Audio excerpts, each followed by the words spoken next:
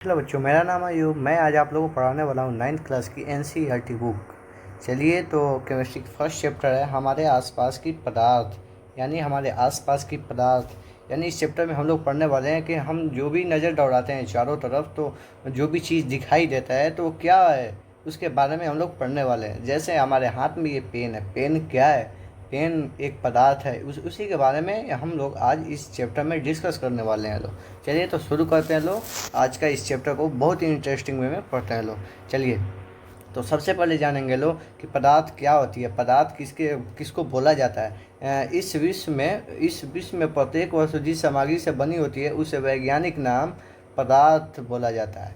यानी यहाँ पे बताया गया है कि हम लोग अपनी नज़र को चारों तरफ दौड़ाते हैं लोग, तो जो भी चीज़ दिखाई देता है उसको हम पदार्थ बोलते हैं, जिसका वैज्ञानिक नाम है पदार्थ। वैज्ञानिक लोगों ने बताया कि ये पदार्थ है। जैसे जैसे जो भी चीज़ होता है इस ब्रह्मांड में, जितना भी चीज़ है वो सारे के सारे पदार्थ है। जो भी चीज़ है इस ब्रह्मांड में पदार्थ है। उस पदार्थ के पास उसके पास गुण पाया जाता है, जिसमें से पहला गुण है कि सभी वस्तुओं का द्रव्यमान होता है। यानी जो भी इस ब्रह्मांड में जितना भी जो भी चीज़ है, जो भी वस्तु है, और सारे के सारे पदार्थ है। जो पदार्थ है उनके पास गुण होगा। क्या गुण होगा? पहला गुण कि सभी वस्तुओं के पास द्रव्यमान होता है। यानी उसका द्रव्यमान होता है। यानी एक पेन है मेरे हाथ में, ये एक वस्तु है, यानी एक मैटर है, यानी एक पदार्थ है। इसके पास क्या होगा? इसके पास द्रव्यमान है। इसके पास दूसरा है कि वह कुछ आयतन घेरती है। यानी इसको हम लोग कहीं पे रखें तो ये क्या होगी कि स्पेस लेगी। यानी इसको कहीं पे रखें, यानी टेबल पर रख दें तो ये कुछ स्थान घेरेगी। तो ये पदार्थ के पास दो गुण होता है, पहला कि उसके पास द्रव्यमान होता है, दूसरा कि कुछ वह आयतन घेरती है। ऐसे टाइम बीतता गया और लोगों में उत्साह जगी कि पदार्थ किन किन चीज़ों से मिलकर बना होता है, कैसे होता है, उसको बारे में जानने के लिए। तो टाइम बीतता गया, भारत में प्राचीन काल के लोग जानने की कोशिश की कि पदार्थ किन किन चीज़ों से मिलकर बना होता है। तो उन्होंने बताया कि पदार्थ जो है उन 5 मूल तंतुओं से मिलकर बना होता है, यानी जिसे हम पंचतंत्र बोलते हैं। उसी के बारे में एनसीईआरटी यहाँ पे दिया है। भारत के प्राचीन दार्शनिकों ने पदार्थ को 5 मूल तत्वों में वर्गीकृत किया, जिससे पंचतंत्र कहते हैं। ये पंचतंत्र वायु, पृथ्वी, अग्नि, जल और आकाश है। यानी जो प्राचीन काल के लोग, भारत के प्राचीन काल के लोग थे, उन्होंने बताया कि कोई भी वस्तु है वो 5 चीज़ से मिलकर बना होता है। जैसे पृथ्वी, अग्नि, जल और आकाश, ये 5 पंचतत्व से मिलकर बना होता है। ऐसे चाहे वह सजीव हो चाहे वह निर्जीव हो। ऐसा टाइम बीतता गया। यूनानी फिलोसफर आए लोग, तो उन लोगों ने भी यही सेम बात बताई कि जो भी चीज़ होता है कि वो 5 मूल तत्व से ही मिलके बना होता है। ऐसे ही टाइम बीतता गया और आधुनिक वैज्ञानिक आए लोग, यानी आधुनिक काल आया, तो उसमें आधुनिक वैज्ञानिक थे लोग। तो उन लोगों ने बताया कि उन लोगों ने पदार्थ के 2 भागों में बांटा। पहला कि पदार्थ के भौतिक गुणधर्म पर बांटा और दूसरा पदार्थ के रासायनिक गुणधर्म पर बांटा। ऐसे ही टाइम बीतता गया। इन लोगों ने बताया कि पदार्थ के भौतिक गुणधर्म में कोई भी चीज़ पदार्थ है, ये पेन पदार्थ है, इसके कुछ अभिलक्षण होंगे। यानी ये अगर बाहर से देखा जाए तो इसके बाद कुछ लक्षण होंगे, यानी देख के बताया जा सकता है कि ये पदार्थ है। और इसके आंतरिक भी संरचना देख के बताया जा सकता है कि ये पदार्थ है। इसी के बारे में हम लोग पढ़ने वाले हैं, यानी पदार्थ के भौतिक स्वरूप के बारे में हम लोग पढ़ेंगे लोग। पहला है कि पदार्थ कणों से मिलकर बना होता है। यानी जो भी एक चीज़ है, यानी ये चीज़ है, यानी ऑब्जेक्ट है, यानी ये इसको हम लोग पदार्थ बोल रहे लो, ये इसका साइंटिफिक नाम है पदार्थ। तो ये पदार्थ क्या चीज़ से मिलकर बना होता है? कणों से मिलकर बना होता है। यानी यहाँ पे हम लोग समझने की कोशिश करेंगे लोग, तो ये एक पदार्थ है, तो ये पदार्थ छोटे छोटे कण से मिलकर बने होते हैं। छोटे वाला गुण हो गया, अभी लाक्षणिक गुण हो गया। वहीं हम दूसरा पढ़ने वाले हैं लोग कि यहाँ पे कुछ फैक्ट बताया गया है कि पदार्थ के कण बहुत छोटे होते हैं, इतने छोटे कि हम कल्पना भी नहीं कर सकते हैं। यानी पदार्थ के कण बहुत छोटे छोटे हैं। दूसरा है पदार्थ की दूसरा अभिलाषणिक गुण है कि पदार्थ के कणों के बीच रिक्त स्थान पाया जाता है। यानी जो ये पदार्थ है, पदार्थ का पहला गुण है कि ये छोटे छोटे कण से मिलकर बने होते हैं, और दूसरा अभिलाषणिक गुण है कि ये छोटे छोटे कणों से मिलकर बने होते हैं। तो इनके बीच जो ये रिक्त स्थान पाया जा रहा है, ये इसका अभिलाषणिक गुण है कि पदार्थ के 2 कणों के बीच रिक्त स्थान पाया जाता है।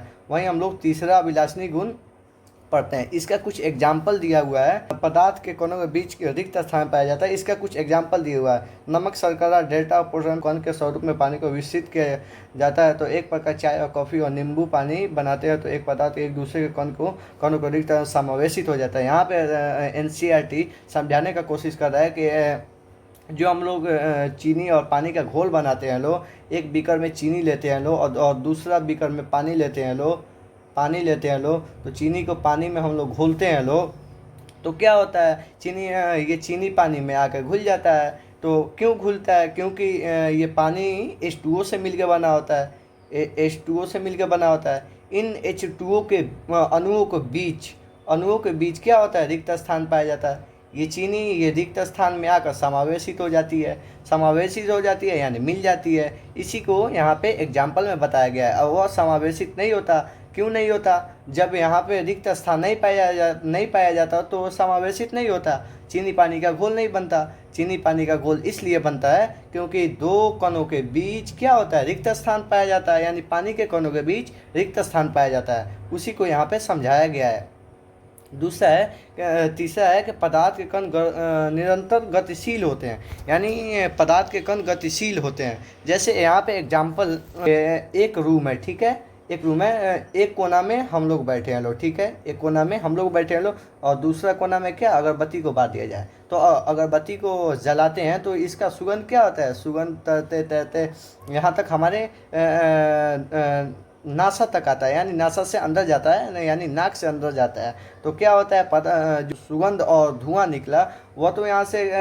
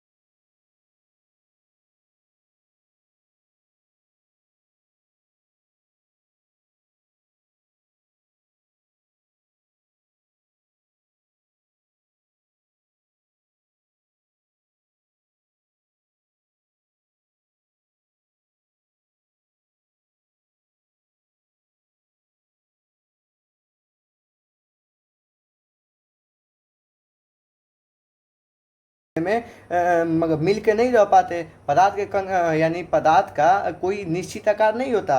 अगर मिल के नहीं रहते तो इसके आकर्षण बल नहीं रहता तो पदार्थ का कोई भी आकार नहीं होता। पदार्थ का कण ये पदार्थ है, इसका कण आकर्षण बल नहीं होता तो ये क्या होता है, एक यहाँ पे कण होता है, एक यहाँ पे कण होता है, एक यहाँ पे कण होता है। क्या हो जाता है? इसका निश्चित आकार नहीं होता। इसीलिए पदार्थ के दो कणों के बीच आकर्षण बल होता है। पदार्थ के दो कणों के बीच आकर्षण बल होता है, आकर्षण बल, जिससे हम लोग अंतरा आणविक बल बोलते हैं। अंतरा आणविक बल बोलते हैं लोग। यही यहाँ पे समझाने की कोशिश किया है। यहाँ पे और कुछ बातें लिखी हुई है ये जो इम्पोर्टेंट है कि पदार्थ के कण निरंतर गतिशील होते हैं, अर्थात इनमें गतिज ऊर्जा पाई जाती है। जो भी चीज़ गति करती है तो उसमें गतिज ऊर्जा पाई जाती है। यानी गतिज ऊर्जा किसे बोलते हैं? गतिज ऊर्जा उससे बोलते हैं कि गति के कारण उत्पन्न ऊर्जा को ही गतिज ऊर्जा बोला जाता है। तो पदार्थ के कण के पास गतिज ऊर्जा होती है। अगर इस गतिज ऊर्जा को स्पीड है 1 है इसकी स्पीड,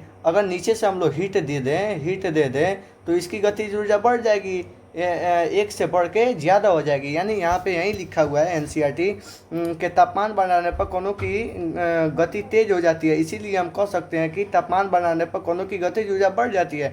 यानी जो गतिज ऊर्जा होगी, हम नीचे से ऊष्मा देंगे, उसको तापमान देंगे तो गतिज ऊर्जा बढ़ जाएगी। यहाँ पे और कुछ बातें NCERT लिखे। उपरोक्त तीनों क्रियाकलापों में हमने देखा कि पदार्थ के कण अपने आप को ही एक दूसरे के साथ अंतम मिश्रण हो जाते हैं। यानी यहाँ पे हम लोग समझे हैं लोग कि जब हम लोग चीनी को पानी में घोलते हैं लोग तो ऐसे ही छोड़ देते हैं लोग, मिलाते नहीं है लोग, तो क्या होता है, अपने आप मिल जाता है। तो इसी को अंतम मिश्रण बोलते हैं हम लोग, अंतम मिश्रण हो जाता है। ऐसी कणों के रिक्त स्थान में समावेशित हो जाते हैं। यानी ये क्यों होता है अंतर्मिश्रण? क्योंकि इनके कणों के बीच क्या होता है, इनके कणों के बीच रिक्त स्थान पाया जाता है, इसीलिए चीनी का अणु आकर इनके रिक्त स्थान में आकर समावेशित हो जाते हैं। इसीलिए होता है यही लिखा हुआ है, दो विभिन्न पदार्थों को कणों के स्वतः मिलना ही विषम कहलाता है। यानी जो विभिन्न पदार्थ है, ये तो चीनी है, ये है पानी। पानी तो ये एक अलग पदार्थ है, ये एक अलग पदार्थ है। यानी ये सॉलिड है, ये लिक्विड है। यानी इस पानी को चीनी को पानी में डाला जाता है तो क्या होता है, अपने आप मिल जाता है। तो इसी को अपने आप मिलने का जो क्रिया गुण होता है, तो उसी को हम विषम बोला जाता है, उसी को यहाँ पे बताया जाता है। और यहाँ पे एक बताया गया है कि हमें यह भी पता चलता है कि गर्म करने पर विषम तेज हो जाता है।